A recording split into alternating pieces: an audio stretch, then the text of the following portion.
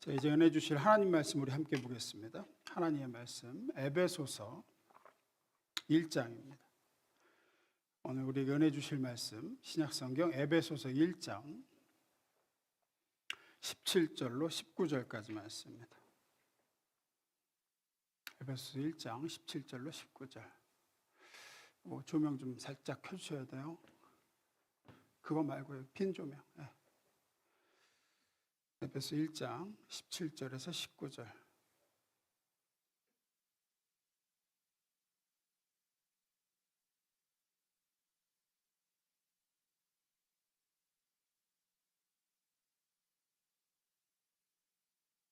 우리 17절 18절 나눠서 19절 함께 읽습니다.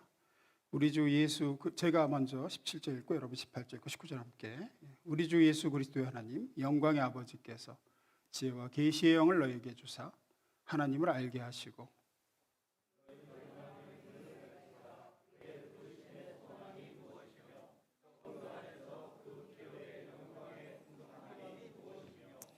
그의 힘의 위력으로 역사하심을 따라 믿는 우리에게 베푸신 능력의 지극히 크심이 어떠한 것을 너희로 알게 하시기를 구하노라. 아멘. 자, 기도하고 하나님 말씀 나누겠습니다. 참 좋으신 아버지, 오늘도 우리 성도들에게 아버지의 입에서 나오는 귀한 영의 양식을 먹여주시기를 구합니다. 부족한 종을 통해서 하나님 말씀이 잘 전달되게 하시고 이 진리의 말씀을 깨달아 알고 먹어 하나님의 뜻대로 살게 하시고 강건하게 하옵소서. 예수님의 이름으로 기도드렸습니다. 아멘. 몰라요? 되세요. 괜찮아요. 장로님 좀 켜주세요. 항상 일부 저기 뒤 방송실을 보시다 우리 전사님 오늘 수련회 때문에 지금 가셔가지고 조금 지금 힘드실 겁니다. 아마 뒤에 방송실이. 계속해서 그 에베소 교회를 향한 바울의 이 절절한 기도를 우리가 살펴보고 있습니다. 너무 조금만 더 줄여주세요. 조금만 더 줄여주세요. 세요 좀. 더 낮춰주세요. 됐습니다. 네, 감사합니다. 바울의 기도 내용 중에 오늘 지난주에는 이제 17절 18절 보시면 우리 주 예수 그리스도 17절 18절 우리 주 예수 그리스도의 하나님 영광의 아버지께서 지혜와 계시의 영을 너에게 주사 하나님을 알게 하시고, 지난주는 여기에 초점을 맞췄죠. 17절에 나오는 바울의 기도, 하나님을 알게 해주십시오. 이 기도에 초점을 맞춰서 말씀을 나눴고, 오늘은 이제 그 다음 절인 18절에 나오는 너희 마음의 눈을 밝히사 그의 부르심의 소망이 무엇인지, 이 부르심의 소망에 대해서 오늘 좀 살펴보며 은혜를 좀 나누려고 합니다. 이 바울의 기도가 그만큼 중요해서 좀 길게 갈 것 같습니다. 오늘은 이 부르심의 소망이 뭔가, 여기서 바울이 구하고 있는 하나님 에베소 교회 신자들이 부르심의 소망을 알게 하옵소서 할 때 이 부르심의 소망이 뭔지 살펴보고 오늘을 좀 나누려고 합니다. 바로 본론으로 들어가겠습니다. 두 가지 나눌 텐데요. 하나씩 봅니다. 첫 번째 읽습니다. 시작.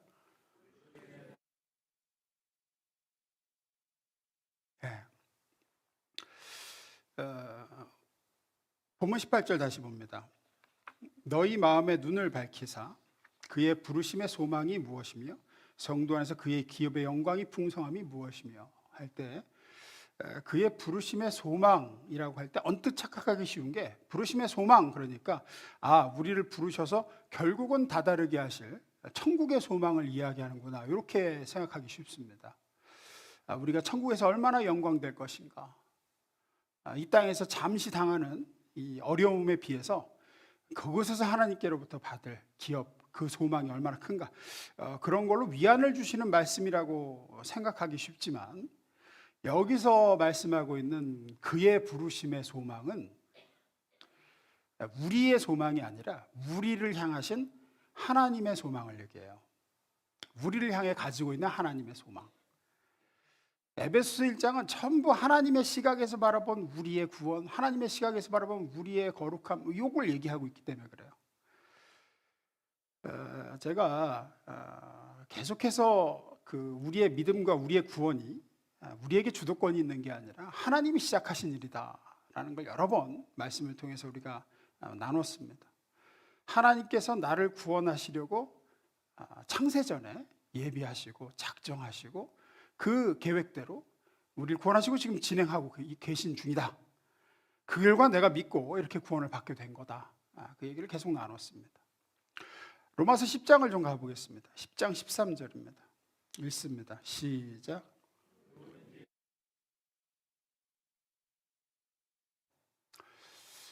이 말씀은 대단히 중요한 말씀이죠. 구약에도 있는 말씀을 바울이 인용을 한 거죠. 누구든지 주의 이름을 부르는 자는 구원을 얻으리라. 여기서 언뜻 보면은 제일 중요한 단어가 뭐라고 생각하십니까? 누구든지입니까? 주의 이름입니까? 부르는 자라고 생각합니까? 여기서는 주의 이름입니다. 부르는 자라고 생각하기 쉽지만 사실은 주의 이름입니다. 물론 누구든지라는 것이 여기서 이렇게 약화돼도 좋다는 뜻은 아닙니다. 누구라 할지라도 주의 이름을 부를 때만 그 누구든지가 구원받는 효과가 있게 되는 거죠. 그래서 누구든지라는 것은 주의 이름을 부를 때만 그 누구든지가 해당되는 겁니다. 아무나가 아니라 주의 이름을 부르는 사람은 누구든지예요. 그래서 주의 이름이 이 구절에서는 제일 중요합니다. 주의 이름을 부르지 않는 한 누구든지 다 망하고 누구든지 다 죄 가운데서 멸망당하는 겁니다. 주의 이름을 부르는 한에서만이 누구든지는 정말 누구든지 구원을 얻게 되는 거죠.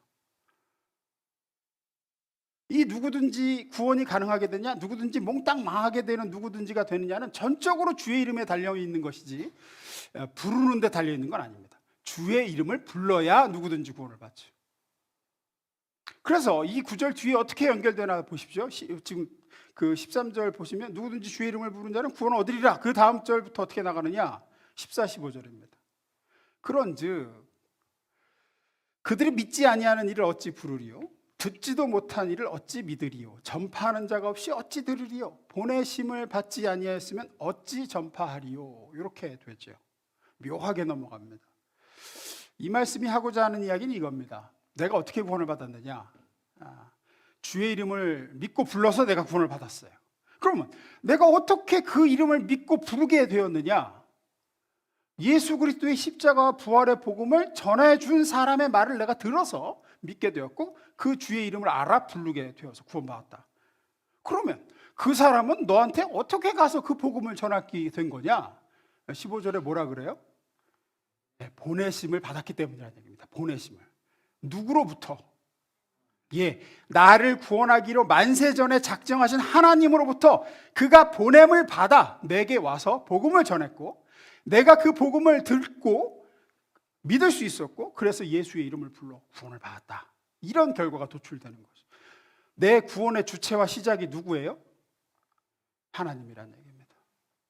하나님이 그를 불러 나에게 보내셨어요. 거기서 시작이에요.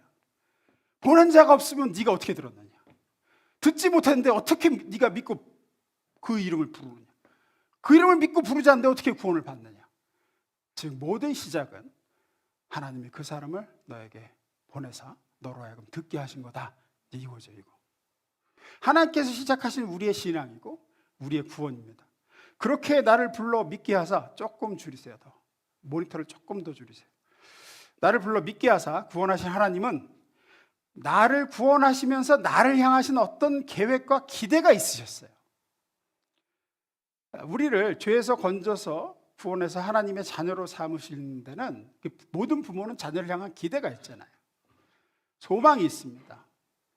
자녀를 향한 기대와 소망이 있죠. 하나님도 우리를 자녀 삼으실 때, 구원하여 자녀 삼으실 때 기대하심과 소망하심이 있으셨어요. 이런 인생을 살도록 해야 되겠구나 하는 아버지의 소망이 있으셨습니다. 그것이 바로 오늘 본문에서 바울이 언급한 하나님의 부르심의 소망이에요. 18절 다시 봅니다. 읽습니다. 시작.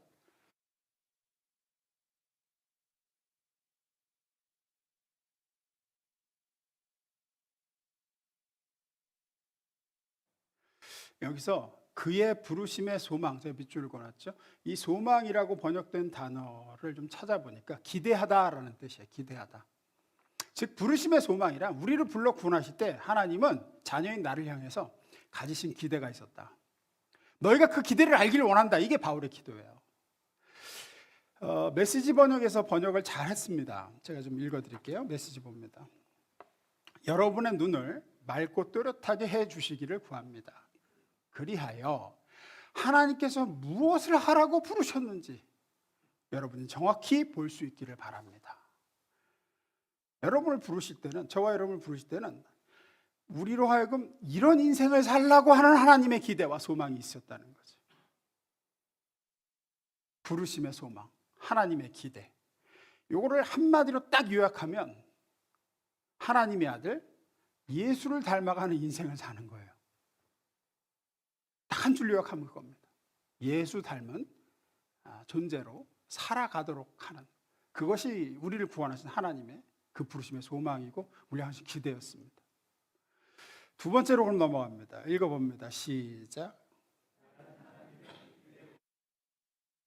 이 질문을 우리는 스스로에게 오늘 이 본문 말씀에서 던져봐야 됩니다. 나는 그 부르심의 소망대로 살고 있는가, 진짜 그 기대대로 살고자 하고 있는가.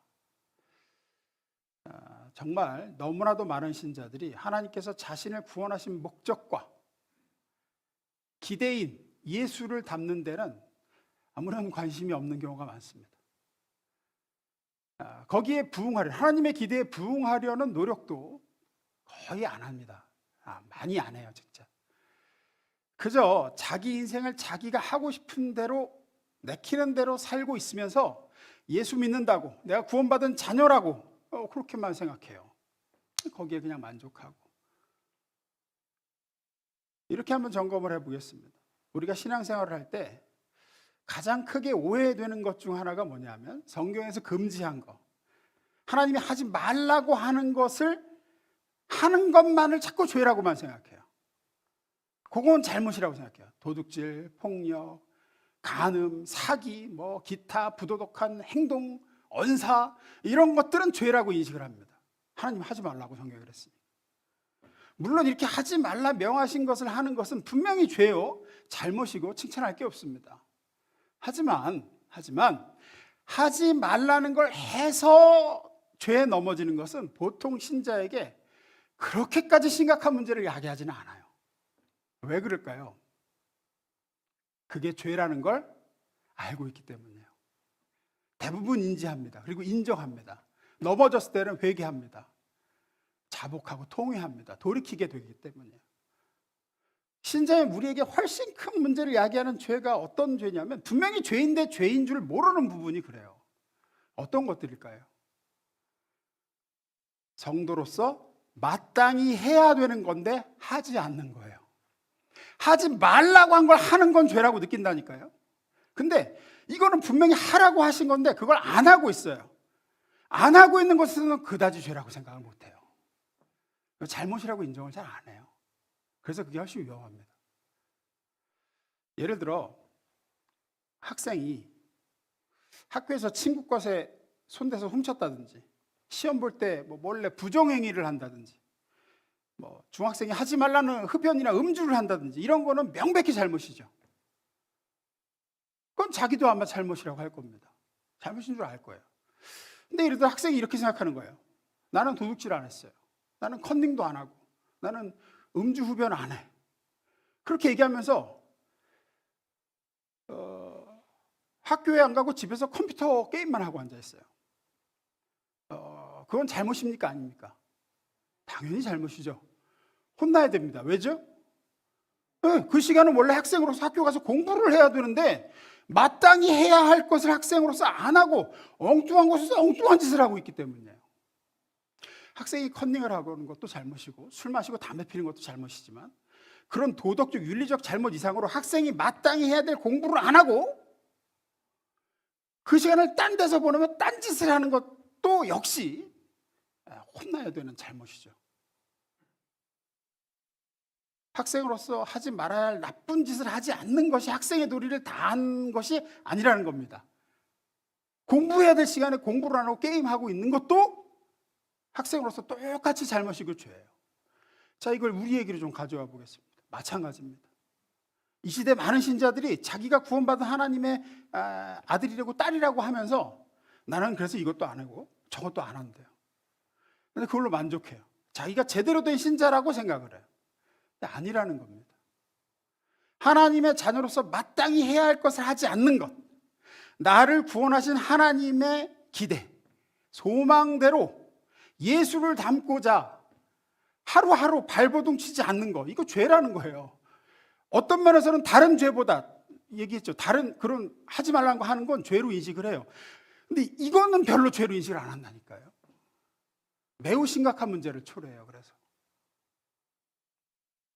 그래서 오늘 본문이 우리에게 요구하고 있는 게 뭐냐면, 그의 부르심의 소망이 무엇인지, 우리를 불러 구원하신 하나님이 우리를 향해 가지신 기대가 무엇인지 알고 거기에 부응하면서 마땅히 신자답게, 자녀답게 네가 살아내야 된다. 이제 그 얘기입니다. 누가복음으로 가보겠습니다. 21장 34절 읽습니다.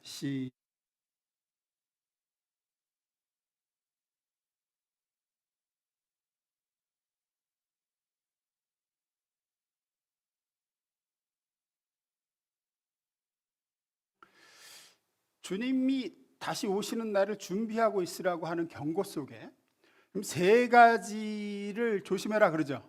방탕함과 술 취함과 생활의 염려로 마음이 둔하여져서 그날을 준비 없이 맞게 되지 않도록 해라 라는 경고를 지금 주님이 하고 계신 겁니다.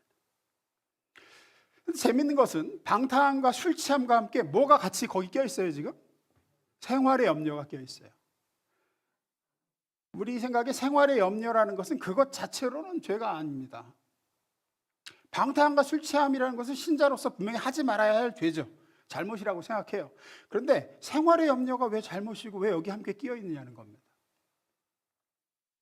여기서 예수님께서 말씀하신 세 가지, 방탕함, 술 취함, 생활의 염려는 사실 한 가지를 지적하는 거예요. 뭐냐? 앞서 말씀드린 신자로서 마땅히 해야 할 것. 하나님이 우리를 구원하신 목적과 기대대로 살지 않는 거예요. 그렇게 못 살도록 하는 세 가지를 지금 얘기하고 있는 거예요. 예수님은. 하나씩 잠깐만 볼게요. 방탕함부터 봅니다. 방탕함. 방탕함이라는 단어의 본래 뜻은 무슨 나쁜 짓을 한다라는 뜻이 아니라 낭비한다는 뜻입니다. 이 단어의 원래 뜻이 낭비하다.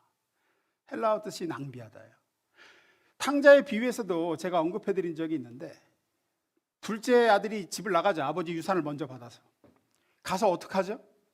방탕했습니다. 방탕. 즉 아들로서 아버지와 함께 제대로 살았어야 할 그 세월, 배워야 할 것들을 그 나이에 배우고 성장해야 할 부분을 성장시켰어야 할 그 시간을 엉뚱한 데 써버렸어요. 집 나가서 자기에게 주어진 인생을 낭비하고 주어진 시간과 재능을 낭비하고 허송세월한 거예요. 그게 방탕입니다.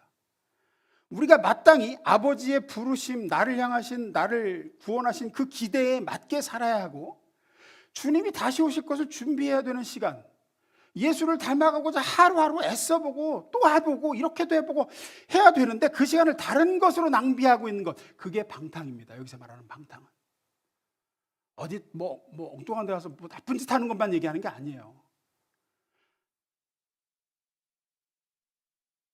그냥 자기 좋아하는 일 하고 내키는 대로 사느라고 그 준비를 못하고 있는 상태, 예수를 닮아가야 되는데 써야 될 에너지와 시간을 다른 데 허비하고 있는 상태, 그게 방탕입니다. 그냥 평범하게 사는 걸 수 있어요. 근데 우리를 구원하신 하나님의 소망에는 관심 없이 그냥 살아요. 그거 방탕입니다. 이미 말씀드린 것 같이 맨날 게임만 하는데 시간 뺏기면 학생으로서 공부해야 할 자신의 미래를 준비해야 할 시간을 낭비하는 거죠. 방탕입니다. 신자도 똑같습니다. 두 번째, 술 취함과 예수님 그러죠. 술 취함. 술 취함은 단순히 술을 먹는다는 게 문제가 아니라 하나님이 지금 나를 향하신 뜻이 무엇인지, 나를 향해 가지신 기대와 소망이 무엇인지를 내가 정신 차려 분별하고 어떻게 하면 이 아버지의 기대와 소망을 이루어드릴까, 어떻게 하면 그렇게 기쁘시게 해드리는 아들이 되고 딸이 될까 하면서 정신 차리고 나를 통제하고 있어야 되는데, 내가 나를 통제하고 있지 않고 다른 게 나를 붙잡아서 나를 통제하고 끌고 다닌다는데 술 취함에 문제가 있습니다. 술로 예를 들었을 뿐이죠. 알코올이 나를 붙잡아서 나를 통제하고 있으면은 내가 나를 통제하지 못해서 하나님의 뜻이 뭔지를 분별하지 않고 그냥 막 사는 거예요.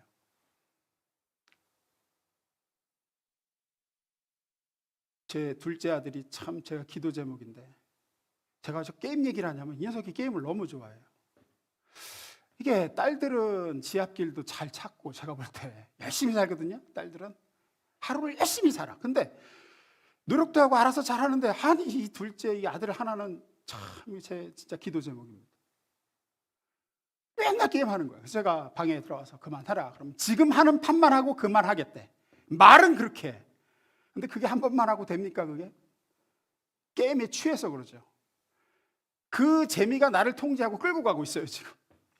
그래서 지금 시간에 자기가 해야 될 게 뭔지를 잃어버려요. 그냥 정신을 못 차려요. 정신을. 뭐 술이든 게임이든 뭐든 이런 것들이 사람을 장악합니다. 그래서 우리의 본 정신을 빼먹어가지고 우리가 원래 해야 되는 짓을 못하게 하는 거예요.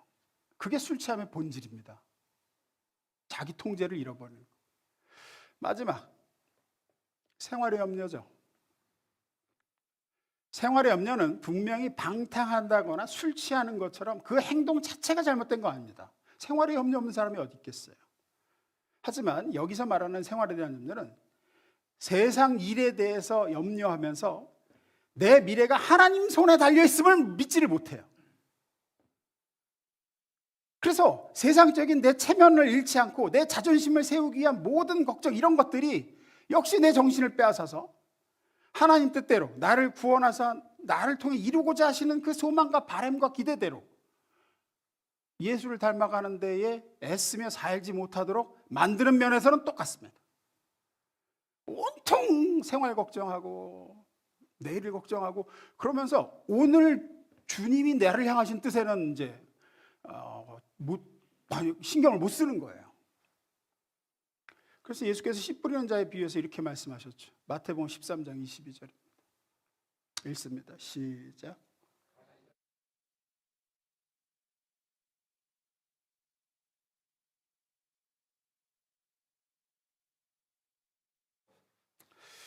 무엇 때문에 결실하지 못한다고요? 예, 세상의 염려와 재리의 유혹에 말씀이 막히는 겁니다. 이 둘은 같이 갑니다.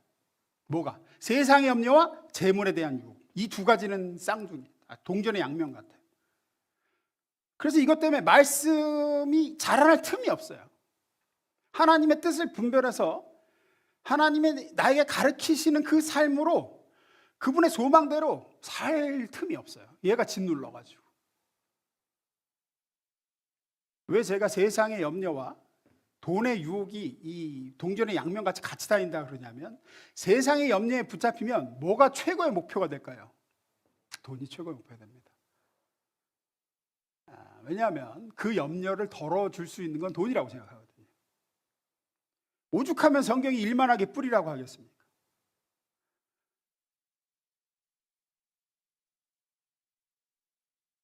여러분 스스로에게 한번 질문을 좀 던져보세요. 여러분이 정말로 주님을 알기를 원합니까? 아니면 주님을 알되 어떻게 하면 그 주님으로 말미암아 내가 좀 이 땅에서 잘 먹고 잘 살고 염려 근심 안 하고 돈도 풍족하고 그런 쪽으로 알고 싶습니까? 그 잘잘법이라는 기독교 유튜브 채널이 있어요. 잘 믿고 잘 사는 법 해서 그 기독교 채널인데, 거기 여러 그 교수님과 목사님들이 말씀을 전하고 강의를 하시고 그게 올라와요. 꽤나 유익한 것들도 많습니다. 거의 매주 올라와요. 제가 쭉 보면 다른 설교나 강의는 조회수가 잘해야 10만이에요. 조회수가 진짜 많은 거 20만. 근데 유독 한 편의 설교만 조회수가 145만이었어요. 한 편, 그거만 그래. 다른 건 다 10만 이하야. 거의 한 편의 설교만 145만. 그 설교 제목이 뭘까요? 제가 그대로 읽거든요. 하나님이 재물을 많이 주시는 사람의 확실한 특징. 하나님이 재물을 많이 주시는 사람의 확실한 특징. 이거면 145만이 지켜요. 다른 거는 안 봐요. 안 봐. 10만 이하야 다. 그러니까 하나님이 내게 뭘 원하시는가? 하나님이 나를 구원하신 목적과 소망은 어디에 있는가? 내가 아버지 하나님의 자녀로 맏아들 예수님답게 사는 건 어떻게 살아야 되는가, 이런 거에는 관심이 없습니다. 대다수의 신자가 그렇습니다. 하나님의 능력으로 이 땅에서 돈 많이 벌고 잘 먹고 내 자존심 세우고 내가 이렇게 축복 많이 받았다, 이런 데만 갈망이 있고 관심이 있어요. 디모데전서 6장을 가보겠습니다. 제가 읽습니다. 부하려 하는 자들은 시험과 올무와 여러 가지 어리석고 해로운 욕심에 떨어지라니 곧 사람으로 파멸과 멸망에 빠지게 하는 것이라. 돈을 사랑함이 일만하게 뿌리가 되나니 이것을 탐내는 자들은 미혹을 받아 믿음에서 떠나 많은 근심으로써 자기를 찔렀도다. 오직 너 하나님의 사람아, 이것들을 피하고 의와 경건과 믿음과 사랑과 인내와 온유를 따르며 믿음의 선한 싸움을 싸우라. 영생을 취하라. 이를 위하여 내가 부르심을 받았고 많은 증인 앞에서 선한 증언을 하였도다. 무엇을 위해 부르셨습니까? 무엇을 위해 부름을 받았습니까? 영생. 여기서 영생이 뭐죠? 지난주에 제가 말씀드렸죠. 영생은 영원히 사는 것만 얘기하는 게 아니라 하나님을 아는 걸 얘기하는 거라고. 그분과 사귀는 걸 얘기하는 거라고. 경건과 믿음과 사랑과 인내와 온유를 쫓으며 믿음의 선한 싸움을 싸우고 영생을 취해야 됩니다. 그걸 위해 우리가 부름을 받았습니다. 우리의 인격과 성품과 태도, 생각 모든 면이 아들 예수를 닮아가야 됩니다. 그거 연습하셔야 됩니다. 그거 안 하는 거 죄입니다. 똑같이 죄입니다. 하지 말라는 거 하는 거하고 똑같습니다. 어쩌면 더 큰 죄입니다. 너무나 많은 신자들이 이 연습을 하지 않고 생활의 염려에 모든 시간과 에너지를 허비하고 삽니다. 내일은 어떡하나? 내년은 어떡하나? 다음 달은 어떡하나? 그 결과 이 땅에서 부하려고 해요. 돈을 의지해서 돈으로 내 생활의 염려를 막아보려고 합니다. 2부 예배 오라고 해주세요. 저랑 같이 2부 예배 드리러 오라고. 그래서 돈을 사랑함으로 많은 근심으로 스스로를 찌르며 살고 있습니다. 오늘 이 디모데전서에서 말하는 것처럼. 예를 들어볼까요? 주식이 폭락했는데 전혀 영향을 받지 않는 사람이 누굴까요? 예, 주식 투자 안 한 사람입니다. 증권 투자 안 한 사람입니다. 누가 영향을 지대하게 받을까요? 투자를 한 사람이죠. 그것도 많은 금액을 투자한 사람이 영향을 받죠. 주식 투자하는 것이 죄입니까? 아닙니까? 하는 것을 말씀드리는 게 아닙니다. 정당한 증권 투자라고 하는 것은 한 사회의 기업을 튼튼하게 하고 경제적으로 긍정적인 측면이 대단히 많습니다. 근데 문제는 뭐냐면 거기에 온 마음과 중심을 빼앗겨 버리는 거예요. 매일 뉴스를 보고 기사를 볼 때마다 주식 그래프가 오르고 내릴 때마다 웃기도 하고 울기도 해야 됩니다. 주님의 뜻을 이루어드리는 일에 나를 향하신 아버지의 기대대로 살기 위해 웃고 우는 게 아니라 돈을 사랑함, 부하려는 욕망, 생활의 염려, 이게 여러분을 웃고 울고 한다는 데 문제가 있다고요. 우리는 그렇게 살라고 구원받아 부름받은 게 아닙니다. 그거 보면서 울고 웃으라고 하나님이 우리를 구원하신 게 아니라 우리를 향하신 기대는 내가 어떻게 하면 예수를 닮을까에 울고 웃어야 돼요. 디모데서 6장 12절에서 얘기한 것처럼 한번 띄우세요. 센스 있게. 맞은편. 믿음의 선한 싸움을 싸우라. 영생을 취하라. 이를 위하여 내가 부르심을 받았고 많은 증인 앞에서 선한 증언을 하였도다. 우리 여기 있는 것 같이 이를 위해 부르심을 입은 사람입니다. 이를 위해 부르심을 입었어요. 그의 부르심의 소망을 위해서 우린 구원을 받았습니다. 하나님께서 우리를 통해서 우리의 매일의 생활, 하루의 삶, 그걸 통해서 하나님의 자녀가 어떤 존재인지, 우리가 믿는 하나님의 어떤 분이신지를 세상에 알리기를 원하세요. 그래서 우리를 보는 자가 우리를 부르신 분을 우리의 태도와 생활과 자세 속에서 이렇게 발견할 수 있어야 돼요. 그게 우리를 부르신 이의 그 하나님의 기대대로 사는 싸움입니다. 이 얘기하고 마치겠습니다. 제가 작년에 요한복음 강해를 하면서 이 말씀으로 제가 시작을 했어요. 요한복음 1장 14절입니다. 읽습니다. 시작.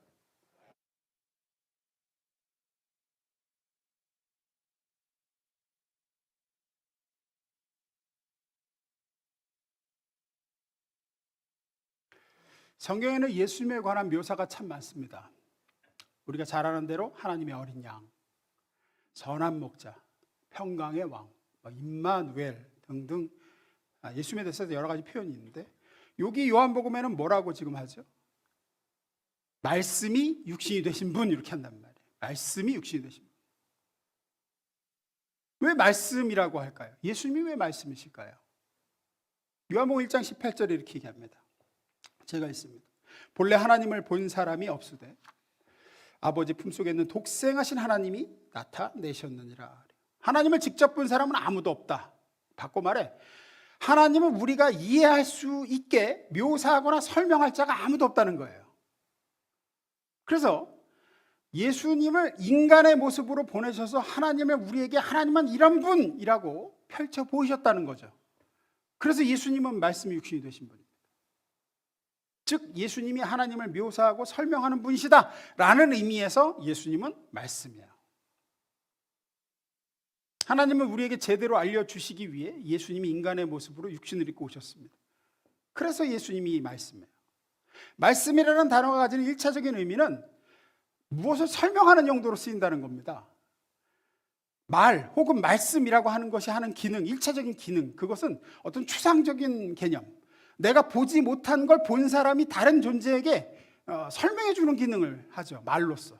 아무리 훌륭한 생각을 가졌더라도 또 아무리 엄청난 광경을 봤더라도 그걸 말로써 설명이 되지 않는다면 아무도 그것의 진가를 알거나 이해할 수 없을 겁니다. 말은 설명하고 전달시키기 위해 존재해요. 그때도 말씀드렸지만 우리 속담 중에 벙어리 냉가슴, 꿀먹은 벙어리 하는 이유가 뭐예요? 맛을 봤는데 맛이 기가 막혀. 근데 설명할 때 우리가 없네. 눈만 껌뻑껌뻑거린다는 거죠. 말은 그런 기능입니다. 설명하는 기능. 그래서 예수님이 말씀이라고 하는 별칭은, 그 별칭을 가지신 이유는 예수님이야말로 보이지 않는 하나님을, 직접 만나뵐 수 없는 하나님을 설명하는 최고의 방법이셨기 때문이에요. 예수님은 그렇게 말씀으로 이 땅에 보냄을 받으셨습니다. 그렇게 우리에게 하나님을 보여주셨어요. 그분의 삶으로, 십자가 부활로 하나님의 성품과 우리를 향한 사랑과 어떤 분이신지 보여주셨죠. 그리고 다시 하늘로 돌아가시기 전에 자신이 말씀으로 세상에 보내심을 받은 것처럼 우리를 세상에 보내시겠다고 하십니다. 요한복음 20장 21절 읽습니다. 시작.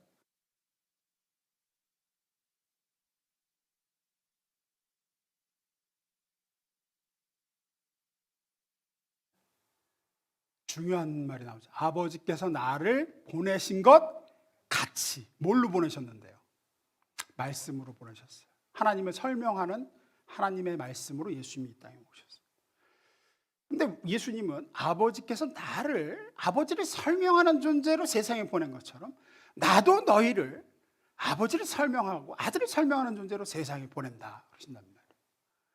여기에 우리를 향한 부르심의 소망이 있는 겁니다. 하나님의 기대가 있는 거예요. 우리가 왜 예수를 닮는 게 우리를 향하신 하나님의 기대냐? 하나님을 설명하는 존재로 살아야 되기 때문이에요. 세상 사람들은 하나님을 보지 못합니다. 본 적도 없고 볼 수도 없습니다. 어떻게 하나님을 알게 되느냐, 보게 되느냐? 우리를 통해서라는 거예요. 우리가 예수님을 통해서 하나님을 보듯이 하나님은 우리를 통해서 세상에 하나님을 보기를 원한다는 거죠. 내가의 행동, 말, 태도 하나하나가 다 보이지 않는 하나님과 그 아들을 설명하는 말씀이 되어야 됩니다. 이것이 하나님께서 우리를 부르신 부르심의 소망이에요. 그분의 기대입니다. 저와 여러분의 매일의 삶 속에서 행하는 행동, 하는 말, 삶을 살아가는 태도와 방식, 어디에 가치를 두고 사는가, 무엇을 추구하고 바라보는가 하는 이 모든 것들로 우리는 세상 앞에, 믿지 않는 가족 앞에, 일터에서 이웃에게 하나님을 설명하고 드러내는 존재로 예수님처럼 사는 것이 우리를 구원하시는 하나님의 뜻이에요. 요거 안 하는 거 큰 죄인 겁니다.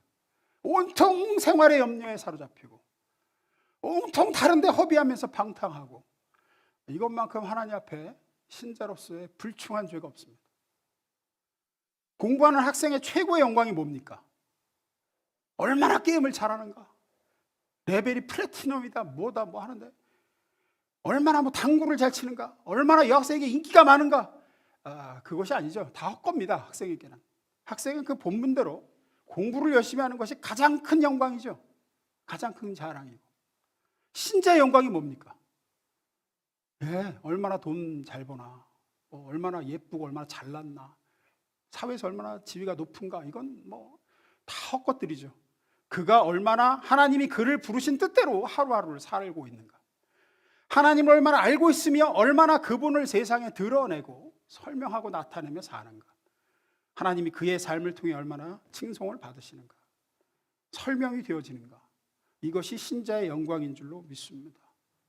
이 부르심의 소망에 일치한 인생을 하루하루 애쓰며 살아가는 저와 여러분 될 수 있기를 주의 이름으로 축원합니다. 기도하겠습니다.